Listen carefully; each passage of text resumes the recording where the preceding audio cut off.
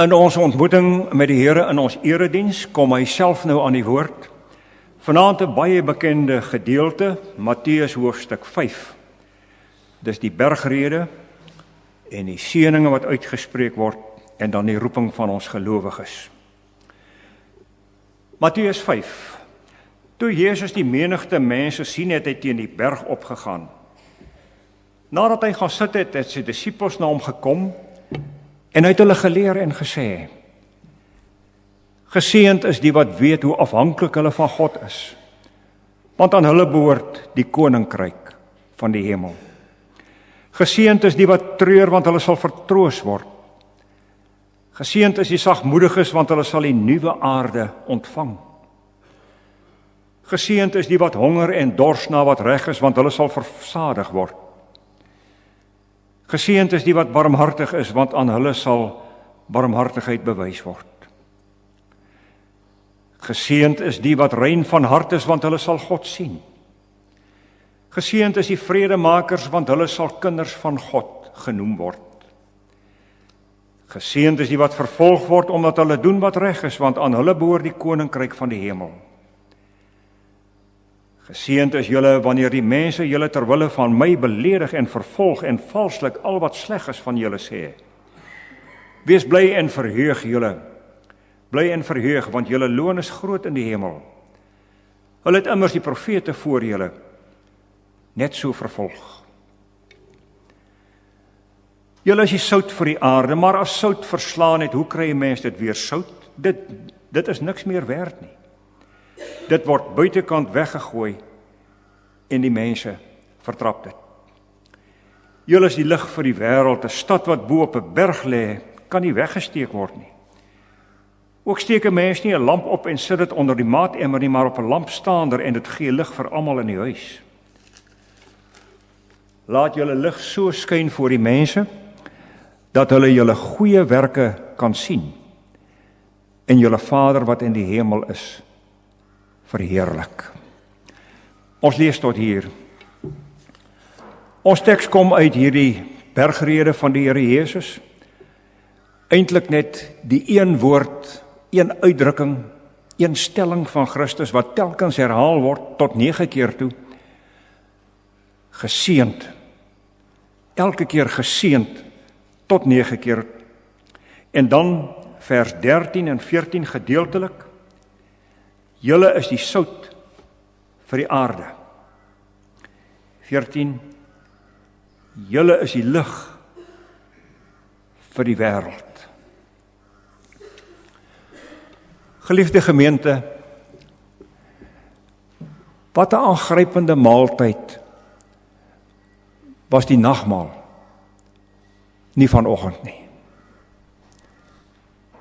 Hier aan tafel, dwars deur elke bank, verder. Tegelykertyd, in een oomblik, het ons geëet en gedrink. Het ons, ja, die bloed van Christus gedrink. En ja, het ons die liggaam van Christus geëet. Maar met die mond van die geloof. Ja, daar was brood. Ja, daar was wyn. Met die geloof eet ons, word ons gevoed deur die liggaam van Christus en deur sy bloed. So bely ons ook in die formulier. Dit kom van ons hemelse Vader. En nou kan die maaltyd ons laat sê, ja, die hemelse spys en drank, dit is die padkos vir die 3 maande vorentoe, tot ons dan weer nagmaal vier. 'n maaltyd kos. Met watter doel het ons dit geëet? Hoekom? Om wat te kan doen. En dit bring ons by die eerste preek van ons Here Jesus op hierdie aarde. Sy intreepreek in hierdie wêreld en op hierdie aarde. En waarmee begin dit? Met boosheid? Met vermaanings? Nee. 9 keer geseënd is julle. En as dit opvallend, hierdie woord, geseënd. Wat beteken hierdie woord? Hierdie uitdrukking in sy intreepreek. Geseënd is julle. Ons kan sê, begenadig is julle. Salig is julle. Eerste preek. En die woord kry meer krag as ons 'n bietjie kyk, maar wat is die teenoorgestelde in die Nuwe Testament van hierdie woord geseënd of salig? As die woord geseënd die wêreld vir ons oopmaak, wat is die teenoorgestelde? Net op 'n paar plekke word die teenoorgestelde van hierdie uitdrukking gebruik, van salig of geseënd. En ook uit die mond van die Here Jesus. As hy praat met die Fariseërs en die skrifgeleerdes, dan sê hy vir hulle, wee julle. Die oordeel kom oor julle. Geseënd is julle, wee julle, want die oordeel wag vir julle. En nou op hierdie wonderlike intreepreek, geseënd. Opvallend nogal, miskien moet ons net die vraag vra, maar waar vind hierdie eerste preek van die Here Jesus plaas? In die tempel? Nooit. Naby 'n altaar waar daar in die ou bedeling 'n geoffer is? Nee, daar's nie gepreek nie. In 'n gebou iewers? Nee. Op 'n skuins oppervlakte. Buite. Op 'n berg. Hier staan hy het teen die berg opgegaan. Teen die berg opgegaan. Enige plek preek hy, in 'n boot op die see, by die skuinste van 'n berg waar hy die mense om hom kan sien, waar ook al. En dan kom hy met hierdie sterk uitdrukking, geseënd is julle. Is dit nie wonderlik nie? Hy kom om uiteindelik God se oordeel te dra. Hy gaan uiteindelik vra, waarom het u my verlaat aan die kruis? Maar as hy praat met die mense op aarde, in sy eerste preek, geseënd is julle. En as dit wonderlik, die Here Jesus werk nie met nommers nie. Hy is die goeie herder. Hy werk nie met nommers nie. Tot 9 keer sprei hy as dit ware sy preekveld, sy bedieningsveld uit. Ek praat met die wat weet hoe afhanklik hulle van God is. Ek praat met hulle wat treur. Ek praat met die sagmoediges, met die wat honger en dors. Ek praat met die wat rein van hart is, die vredemakers, die wat vervolg word. die wat beledig word. So tree hy hierdie aarde in, met sy intreepreek. Die wonderlikste preek op aarde. Ons kan as ons daaroor preek of daar uitpreek, maar stamel. Maar probeer om te bid en ietsie by te kom van wat hier staan. Hy benader ons nie met wee julle nie, maar salig is julle. Geseënd is julle. Wonderlik. Ek verklaar in my intreepreek, ek bring vir julle seën. Ek gee dit aan julle. Verniet. Maar nie goedkoop nie. As jy 'n geseënde is, as jy 'n gesaligde is, ek het vir jou groot werk op hierdie aarde. Ek sien jou voet en sterk, maar ek het werk vir julle. En dit bring ons by die ander deel van ons teks. Eintlik in 2 eenvoudige, alledaagse woorde. Sout en lig. Dit bly vir my opvallend, hoe konkreet die Here Jesus in sy prediking was. Ook latere prediking, veral ook in Johannes. Ek is die herder van die skape. Ek is die sout. Ek is die lig. Ek sorg. Telkens in konkrete taal vir die hoorders wat daar voor hom sit. Daar skuins teen die berg. Sout. Ag, is oorbekend, sê ons. Ja, sout. Ons weet al in die ou tyd al, sout het smaak gegee.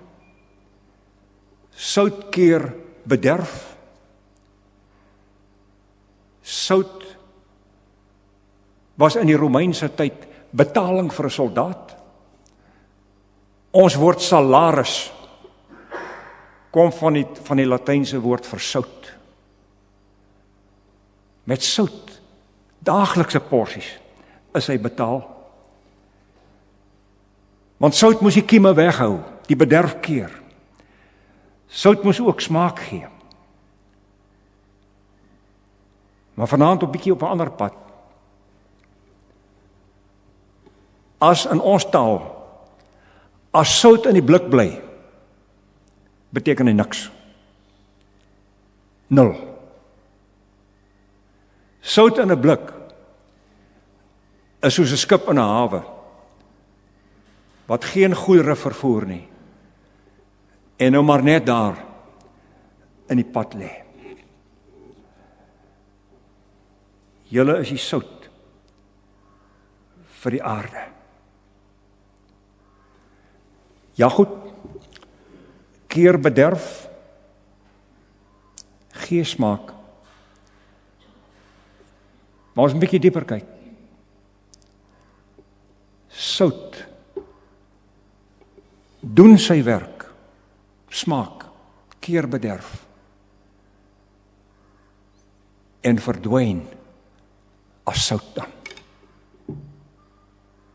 In ons taal, as jy 'n koppie sout in 'n kokende kastrol gooi,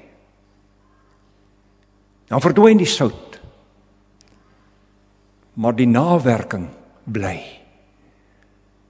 Gee smaak, keer die bederf. Opsigtelik in 'n blik, onopsigtelik in sy werking. Verstaan jy iets van wat as het ware voortvloei uit die nagmaalsmaaltyd, die opdrag vorentoe? Sout vir die aarde. Jyself verdwyn. Die werk wat jy gedoen het, bly staan. Jou werk, jou uitreik, jou gee, jou gebede, dit bly. Maar die mond wat die gebede gedoen het, is weg van die toneel af. Sout vir die aarde, dwars oor. En dan ook, iets wat verbasend, julle is die lig vir die wêreld. Ja goed, ons verstaan dit, as ons Johannes 15 lees, of Johannes 9 lees, waar Christus sê, ek is die lig vir die wêreld. En hier in sy intreepreek op aarde, die eerste lig waarvan hy praat, keer wat hy praat van lig, julle is die lig vir die wêreld. Laat ons 'n bietjie ingaan hierop. Kyk, lig is nie so lig.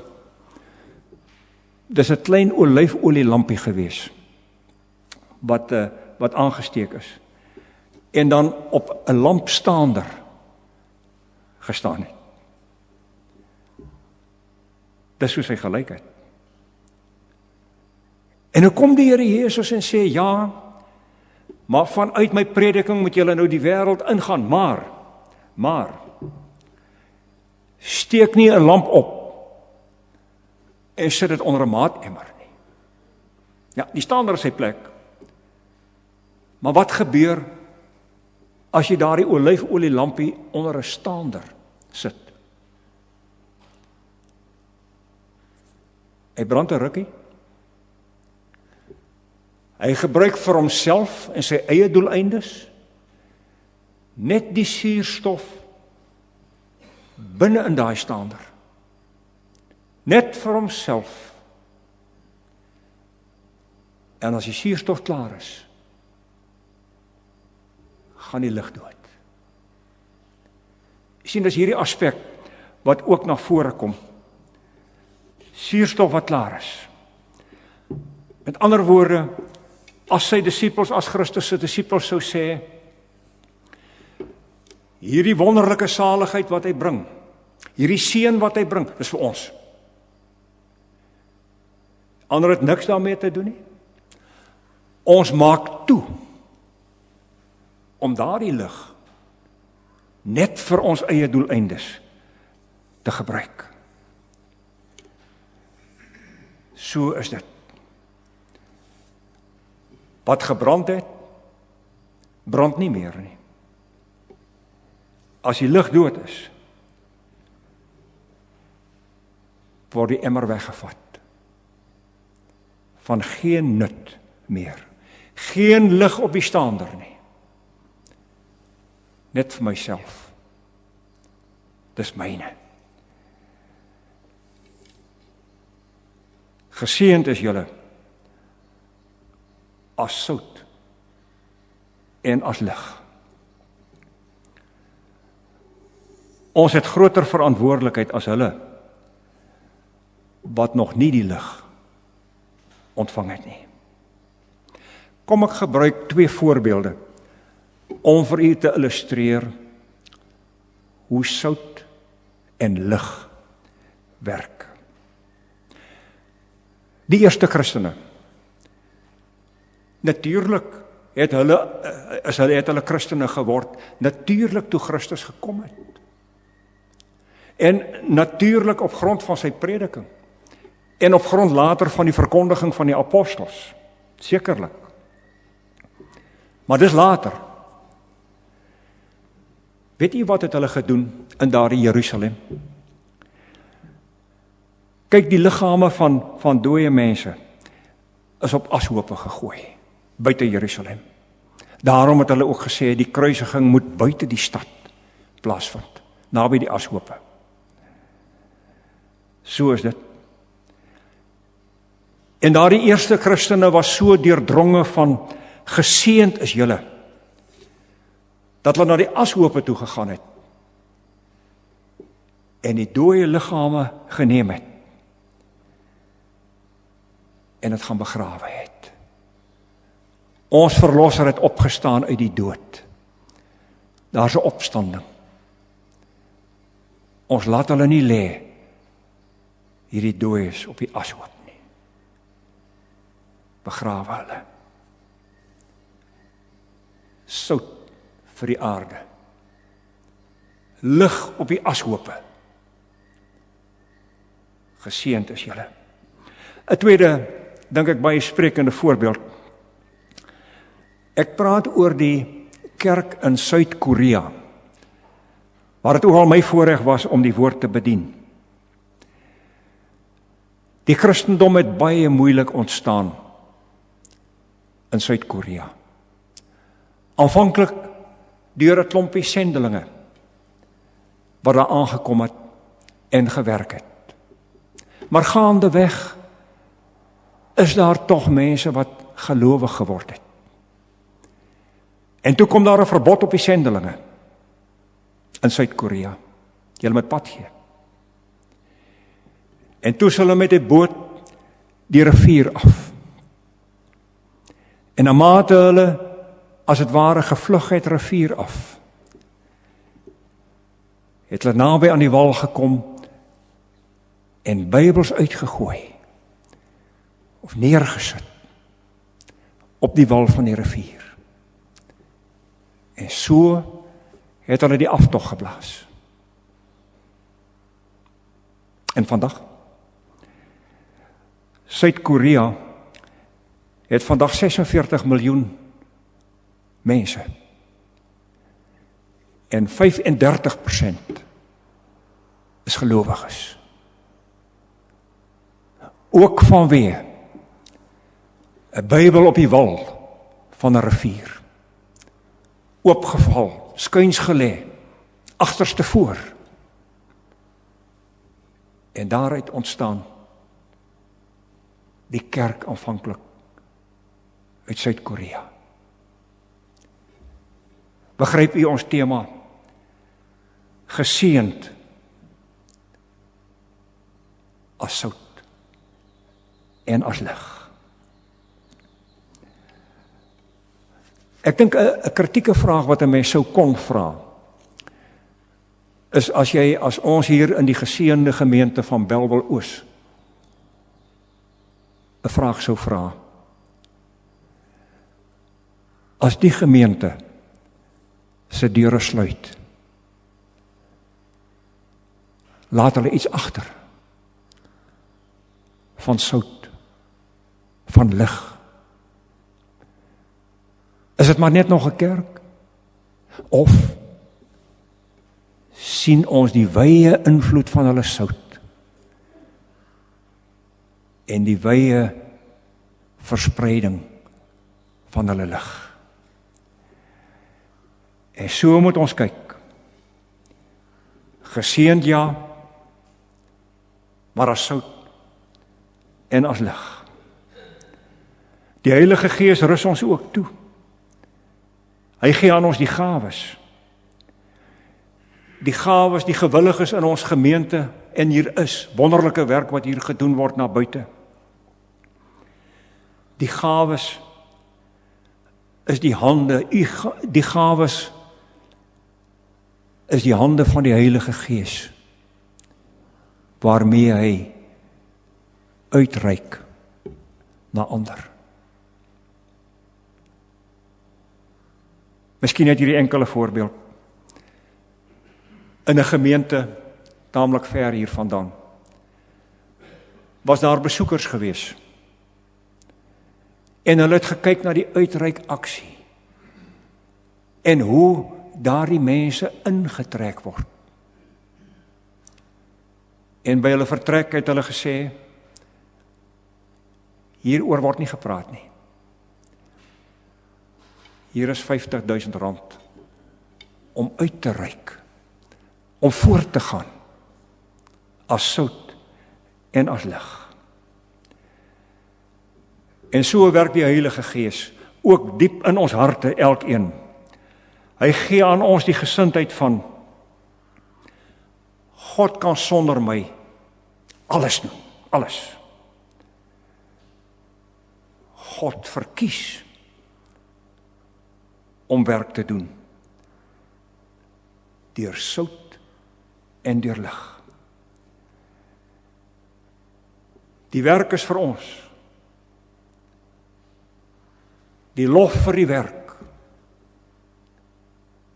is vir God. Geseënd is julle. Vir sout, vir lig. Ons Here, hoe bevoorreg is ons nie in u diens. As sout en as lig. Wat 'n genade. Giet u nie uit oor hierdie aarde, oor hierdie wêreld, deur die gelowige kinders te gebruik nie.